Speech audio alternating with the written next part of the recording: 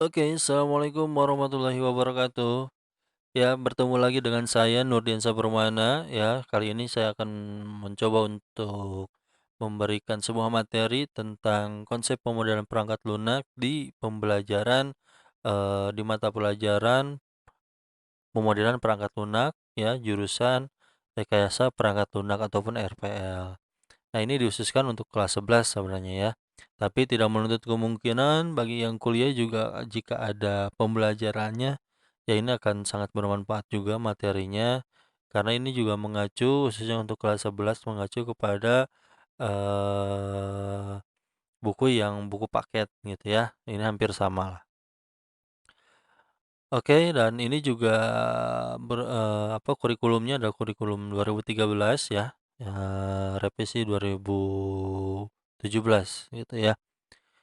Nah, sebelum saya lanjutkan coba untuk like dulu ya video ini dan jangan lupa untuk subscribe ya dan jangan lupa juga untuk terus klik berlangganan biar video selanjutnya akan selalu ada di handphone ataupun di laptop kalian gitu ya.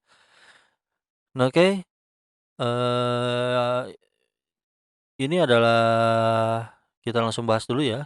Ini adalah konsep pemodelan perangkat lunak yang mana sebelumnya saya udah bagikan eh, tentang pemodelan juga ya. Nah, ini ada versi yang keduanya. Mungkin nanti ada versi yang ketiganya, keempat dan yang lainnya gitu ya. Nah, ini nama saya Nurdiansyah Permana ya. Nah, ini blog saya ya ada di nurdiansyahweb.wordpress.com gitu ya. Oke, next selanjutnya yang kita bahas kali ini, nah ini ya, agenda stylenya kita ada pembahasan konsep dasar pemodelan ya, ada juga perkembangan ya. Nah ini konsep dasar pemodelan ini ya, yaitu pemodelan pada dasarnya digunakan untuk melakukan proses ya penyederhanaan dari segala jenis masalah gitu ya yang ada dalam sebuah sistem sehingga mudah kita pahami gitu ya. Jadi pemodelan ini langkah awal untuk memudahkan kita membuat sebuah sistem ataupun aplikasi gitu ya. Ada juga perkembangan metode analisis ya dan desain ataupun pemodelan ya. Nah, ini perkembangan metode ini atau metode analisis dan desain ya terbagi menjadi dua ya, dua macam, yaitu ada metode terstruktur dan ada juga metode berorientasi objek gitu ya. Lalu yang ketiga nanti ada pembahasannya itu alasan menggunakan OOAD. Apa sih OOAD ini ya? Yaitu Object Oriented Analysis dan Design. Nah, nanti juga dibagi dua, OOAD ini menjadi OOA dan OOD gitu ya. Analisis juga ya, object oriented analysis dan object oriented design gitu ya. Yang keempat adalah pemodelan sebagai tingkat eh, ataupun teknis desain ya. Nah, sebenarnya ini ada tiga macam ya untuk menggambarkan sebuah sistem pada teknik pemodelan objek ya. Di antaranya ada model objek ya, model dinamik dan model fungsional gitu ya. Tapi di sisi lain nanti akan ada prinsipnya juga ya. Prinsip dari konsep pemodelan berorientasi objek ini seperti apa? Ya, nanti kita akan bahas. Oke, next ya. Nah, ini konsep dasar pemodelan ya. Oke, pemodelan pada dasarnya digunakan untuk melakukan proses penyederhanaan yang tadi ya, dari segala jenis masalah yang ada dalam sebuah sistem. Jadi disederhanakan ya, dari asalnya rumit ya, kita sederhanakan menggunakan model dan mudah untuk digambarkan dan mudah untuk kita pahami gitu ya. Nah, ini juga akan membantu ketika kita membuat sebuah aplikasi ataupun sistem. Jika kita membuatnya terlebih dahulu adalah modelnya dulu, gitu ya, bukan aplikasi ataupun sistemnya dulu baru model. Nah, itu salah, gitu ya. Nah, ada juga pemodelan yang pertama ya. Pemodelan adalah media. Nah, ini tujuannya ya, media komunikasi yang dapat disajikan ya dalam bentuk secara visual antar pengembang ya atau misalkan, pemrograman, perancangan sistem, dan analisis sistem. Nah, ini tujuannya ya.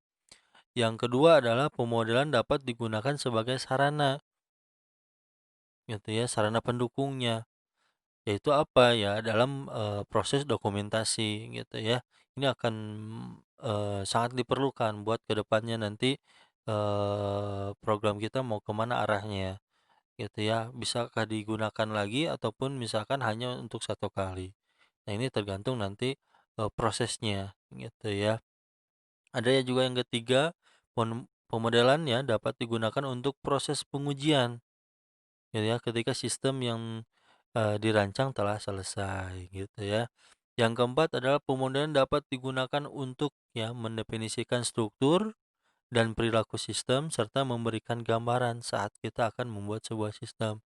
Nah, itu yang paling penting ya. Jadi ini ada struktur ya, dan tujuannya ini membuat strukturnya, membuat gambarannya seperti apa sih? Lalu perilaku sistem itu seperti apa ya? Karena eh, setiap tombol yang mungkin nanti kita buat itu harus ada fungsinya dan jangan sampai salah ya. Contoh misalkan ada tombol untuk menyimpan. Nah, ini malah menggunakan apa namanya? Fungsinya malah menghapus. Harusnya menyimpan, ini malah menghapus. Nah, itu jangan sampai seperti itu. Gitu ya. Nah, selanjutnya nah, pemodelan juga ya dapat didefinisikan sebagai suatu cara ya yang digunakan untuk berpikir tentang bagaimana menyelesaikan suatu persoalan yang ada dengan menggunakan model-modelnya ya. Nah, yang pasti ya seputar dunia nyata ya, gitu. Nah, pemodelan merupakan suatu model yang artinya adalah penyederhanaan dari persoalan yang ada dari keadaan nyata.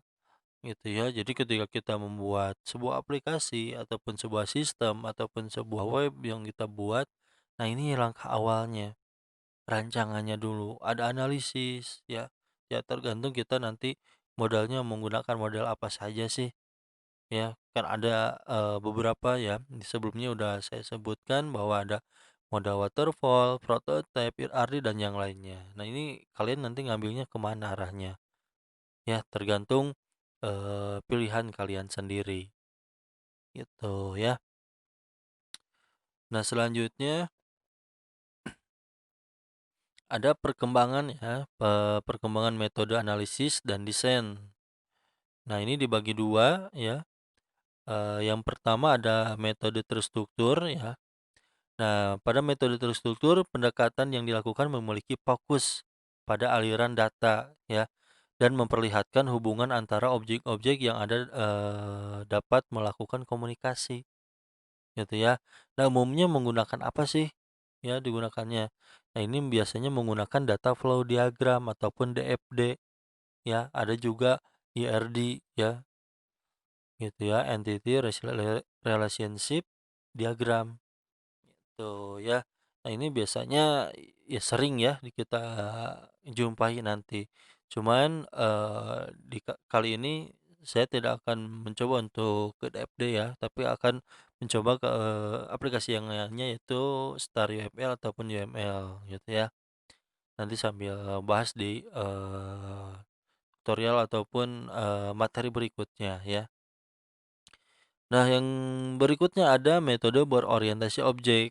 Nah, ini pendekatan yang dilakukan dalam proses menganalisis ya, lalu membuat ataupun mengembangkan suatu sistem ya dengan cara melihat dari sudut pandang sebuah objek ya, serta hubungan antar objek gitu ya. Nah, kemarin udah saya sampaikan bahwa objek itu adalah segala sesuatu yang ada di dunia nyata gitu ya.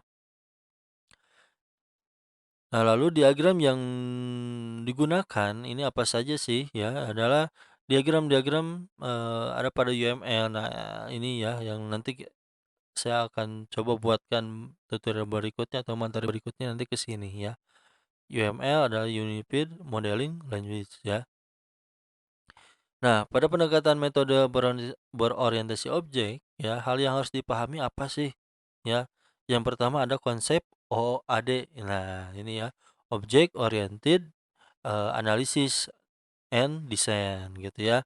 Nah, OAD ini merupakan suatu metode ya yang digunakan untuk melakukan analisis kebutuhan ya dari suatu sistem yang dibangun ataupun dikembangkan dengan melihat dari sudut pandang kelas-kelasnya ataupun objek-objeknya ya yang ditemui pada dunia nyata ya pasti ya. Lalu OAD ini merupakan sebuah metode baru ya yang dapat digunakan untuk memecahkan dan memikirkan suatu masalah dengan menggunakan model yang dibuat menurut konsep dunia nyata. Jadi, object oriented analysis ini nanti kan, kalau kita pakai yang ini ada kita analisis dulu nih, sistemnya seperti apa sih yang harus kita perlukan, gitu ya. Terus ada juga desain, kenapa sih diperlukan desain untuk aplikasi itu? Ya, desain ini adalah tampilan utamanya, ya ketika kita membeli sebuah barang pasti yang dilihat ataupun yang kita rasakan pertama bukan dari harganya, ya, tapi justru dari tampilannya, gitu ya. Makanya tampilan ini sangat penting untuk mengukur kualitas, software tertentu. Banyak ya di Play Store juga, ada beberapa aplikasi yang luar biasa, tapi fungsinya ternyata tidak, sesuai dengan yang ada di judulnya. Gitu ya. Nah itu, merupakan bagian ataupun konsepnya, ya bagian ataupun konsep, penjualan lah ya. Tapi, diusahakan kita jangan sampai ada di posisi, seperti itu, gitu ya, tidak mengenakan juga untuk orang lain, gitu ya. Nah jadi ketika kita membuat sebuah desain ya coba buat menarik. Ya seperti apa, tapi dengan catatan ketika desain sudah menarik, coba fungsinya juga harus berjalan sesuai dengan yang diperintahkannya, gitu ya. Makanya desain ini sangat perlu. Lalu kenapa analisis juga perlu? Ya ini pasti perlu ya untuk menguatkan ataupun ya sama untuk menjaga kualitas softwarenya gitu ya. Nah, ini OAD ini dibagi menjadi dua yang tadi saya sebutkan bahwa ada Object Oriented Analysis, ada juga Object Oriented Design gitu ya. Nah, yang ob OA ya, ini fokus pada bagaimana mempelajari permasalahan dan memberikan rekomendasi ya. Karena di sini kan analisis ya. Makanya ada di sini memberikan rekomendasi dari siapa ya? Dari penggunanya. Boleh gitu ya. Dan berdasarkan kebutuhan-kebutuhan yang ada untuk menyelesaikan masalah. Ya, intinya adalah memberikan rekomendasi ya agar aplikasinya dapat kita buat dengan semaksimal mungkin gitu ya. Ada juga OOD ya. Nah, ini fokus pada bagian menentukan solusi sebuah rancangan ya menggunakan pendekatan berbasis komputer ya dan menggunakan program dan bahasa pemrograman yang hasil proses analisis dari sistem yang ada. Jadi kita sesuaikan desainnya seperti apa sih? Ya rancangannya seperti apa sih? Ya, jangan sampai membingungkan bagi penggunanya. Awalnya, misalkan menggunakan Excel, Microsoft Excel. Nah, itu kan luar biasa ya, menggunakan Microsoft Excel. Dari segi tampilannya mungkin ya seperti itu saja. Nah, jadi jangan sampai kita upgrade ke software, membuat dengan adanya software, jangan sampai, justru mempersulit penggunanya, gitu ya. Jangan sampai seperti itu, gitu ya. Oke, next lagi ya. Nah, ini ada perbedaan ya mendasar, antara konsep OOA dan OOD. Ya, yang tadi kan ada, fokus pada pemahaman masalah yang ada, itu OOA. Lalu ada juga, fokus pada pemahaman solusi dari sistem yang ada, ini konsep OOD gitu ya. Dari segi fungsi rekrutmennya yaitu penggambaran fungsionalitas ya, sistem berupa layanan. gitu ya, meliputi apa yang sistem lakukan dan memberikan penggambaran secara detail kepada pengguna sistem. Nah ini, dari sistem analisis gitu ya. Sedangkan dari desain ya, sering disebut juga sebagai kebutuhan non fungsional, yaitu menentukan dari atribut ya, atau hal-hal yang berkaitan dengan ukuran, kualitas. Nah ini kan kata saya juga bahwa desain ini menjaga kualitas sebenarnya ya, agar software ini lebih baik ya, dapat, secara umum dipakai gitu ya, secara menyeluruh dari suatu sistem yang dirancang ataupun dikembangkan gitu ya, boleh dirancang dari awal ataupun dikembangkan yang sudah ada gitu ya. Ada juga small model. Nah, misalnya sistem perpustakaan yang menyediakan desain antar muka. Nah, tanggal untuk mengakses artikel seperti apa ya, atau pengguna dapat mencari, mengunduh, dan kegiatan lain yang berkaitan dengan perpustakaan gitu ya.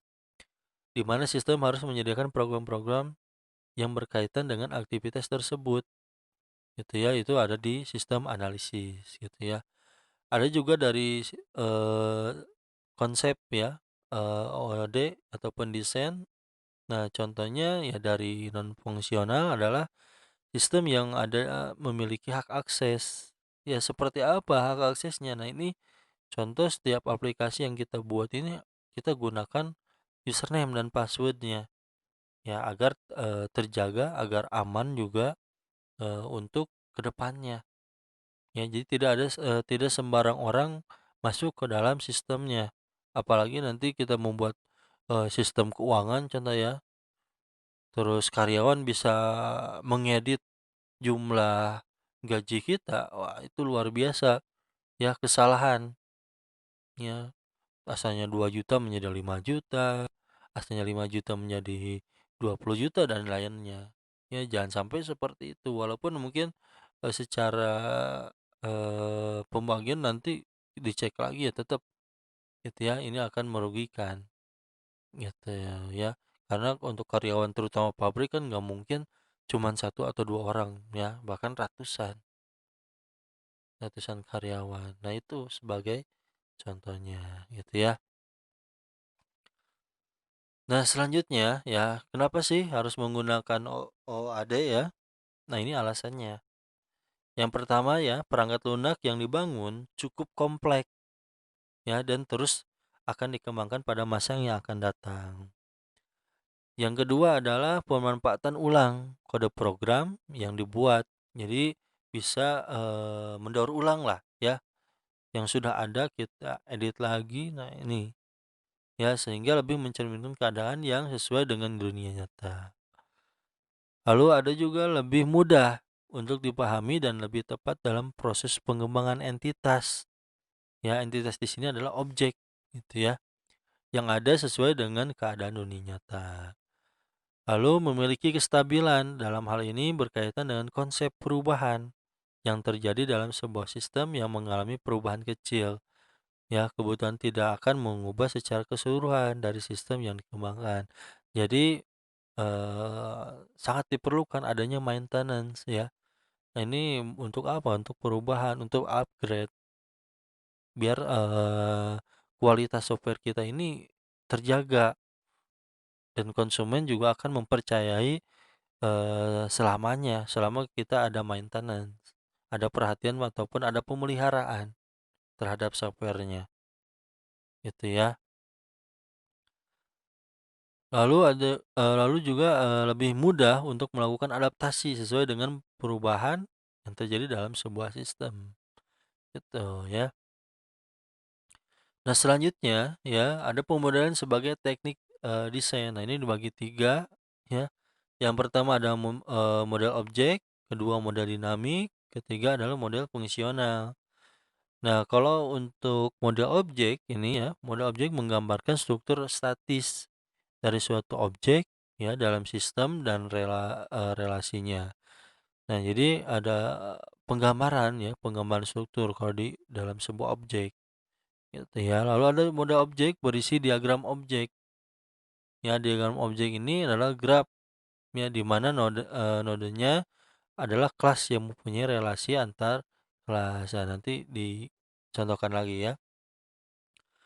Nah, berikutnya ada model dinamik. Nah, model dinamik ini menggambarkan aspek dari sistem yang berubah, setiap saat, gitu ya. Lalu model dinamik juga dipergunakan untuk menyatakan aspek kontrol dari sebuah sistem, gitu ya. Yang ketiga adalah model dinamik berisi state diagram. Nah, state diagram ini adanya di mana? Nanti, akan dibahas di, UML gitu ya. Nah, state diagram ini adalah graf di mana nodenya adalah state, ya, and earth, ya, adalah transisi antara state yang disebabkan oleh event, ya. Jadi, state di sini ya tergantung nanti, acaranya ataupun, seperti apa sih gambarannya, itu di model dinamik. Ada juga fungsionalnya ya, menggambarkan transformasi nilai, ya, nilai data di dalam sebuah sistem. Lalu juga berisi data flow diagram ya ataupun DFD gitu ya. DFD adalah suatu graf di mana nodenya menyatakan proses ya adalah aliran data. Jadi melalui aliran datanya seperti apa gitu ya, itu di DFD. Jadi banyak sebenarnya kan ada flow map, ada flow chart, ada DFD, ada UML ya dan yang lainnya gitu ya. Nah, cuman di kelas 11 ini akan munculnya adalah DFD dan juga UML gitu ya. Oke, next lagi, selanjutnya ada, prinsip dasar, ya. Prinsip dasar konsep pemodelan berorientasi objek. Nah, prinsip dasarnya ini sebenarnya dibagi menjadi 4 ya, kronologi menjadi 4 ya. Yang pertama adalah abstraksi, ya. Nah, ini merupakan proses untuk memperoleh intisari ya dalam sebuah objek ya. Intinya seperti apa sih dari objek tersebut, gitu ya. Lalu ada juga dalam konsep pemodelan ya berorientasi objek, abstraksi memiliki karakteristik ya yang paling penting dari sebuah objek ataupun disebut juga dengan entitas ya sehingga dapat dibedakan antar objek ya yang satu dengan yang lainnya gitu ya. Nah, perkembangan sistem perangkat keras ataupun perangkat lunak adalah sebuah proses digunakan untuk membangun sebuah sistem yang kompleks artinya eh yang bagus ya, yang dapat dibuat dengan sesuai dengan rencananya, gitu ya. Nah, sifat abstraksi ya tergantung dari sudut pandangnya, ya seperti apa sih sudut pandangnya. Lalu bentuk, abstraksi belum, dalam wujud nyata, namun terdiri atas esensi ideal dari sesuatu. Jika kita analogikan ya, abstraksi sebenarnya, ada contohnya ya. Ini dengan contoh misalkan dengan sebuah mobil ya yang dianggap sebagai objek. Ya, mobil ini adalah objek ataupun entitasnya. Dia akan memiliki sebuah setir ya, pedal, gas, rem dan yang lainnya gitu ya. Nah, kita dapat menggunakan komponen tersebut ya. Namun kita tidak memahami bagaimana nih komponen tersebut ini bekerja. Ya, setir ini gimana sih bisa belok ke kiri dan bisa ke kanan. Kenapa sih rem ini bisa berhenti? Ya, kita tidak, tidak harus memahami ke sana, gitu ya. Yang penting nanti kinerjanya seperti apa, gitu ya. Hal itu dapat dikategorikan sebagai sebuah abstraksi dalam dunia nyata. Begitu pula juga dengan, bahasa pemrograman, gitu ya.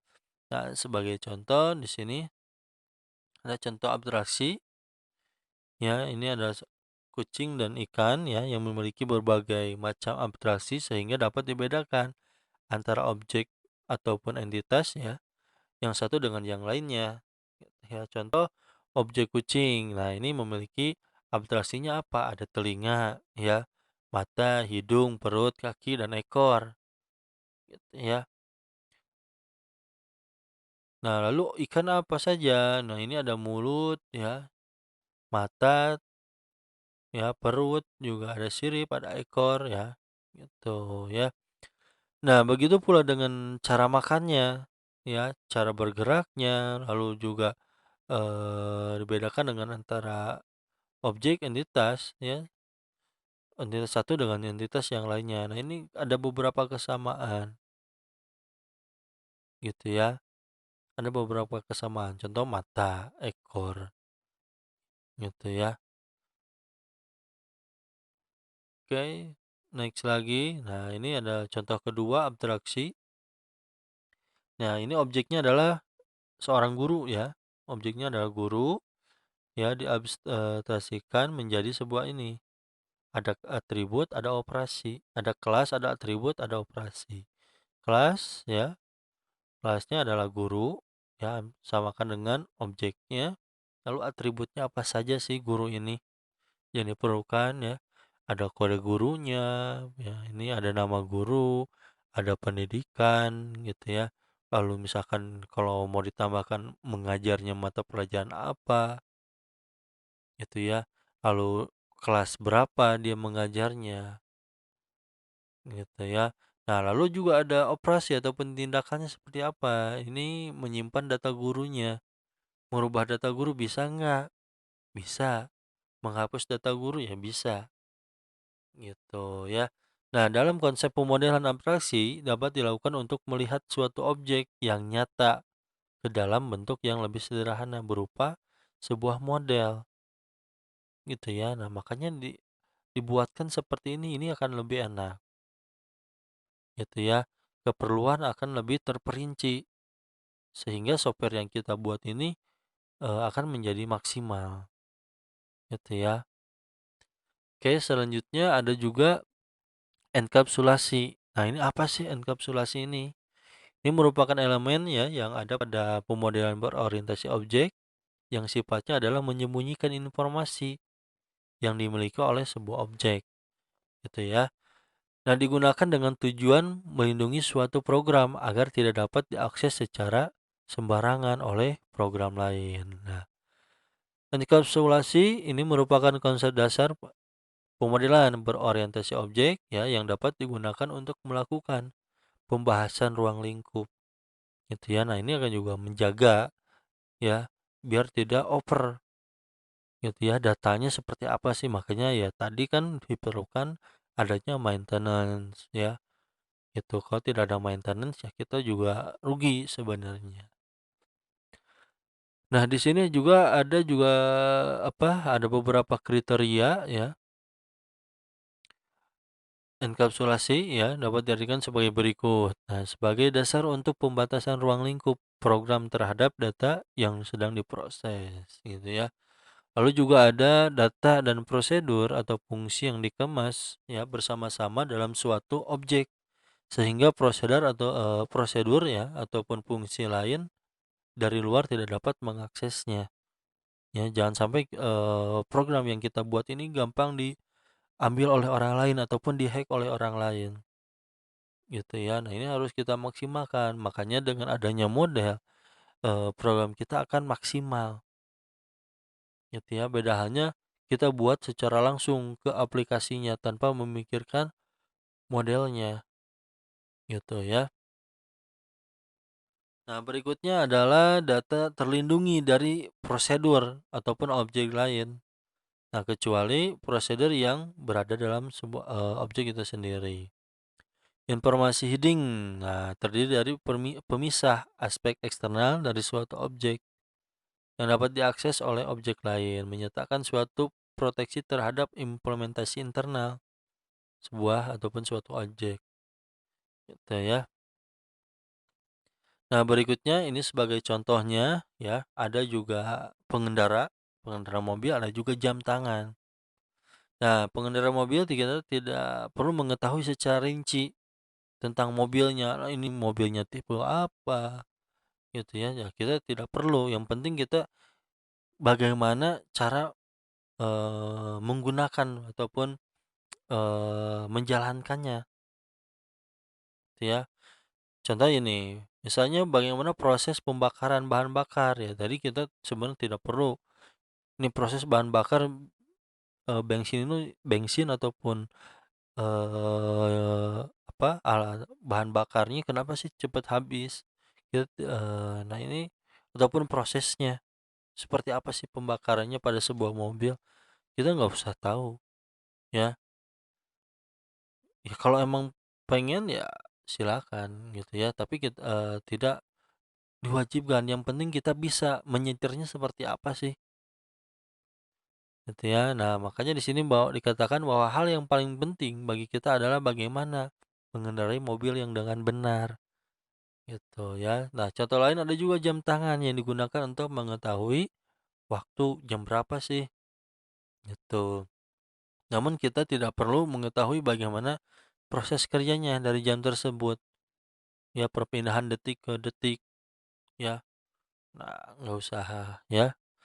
Lalu enkapsulasi ya akan melindungi program yang ada dari proses intervensi.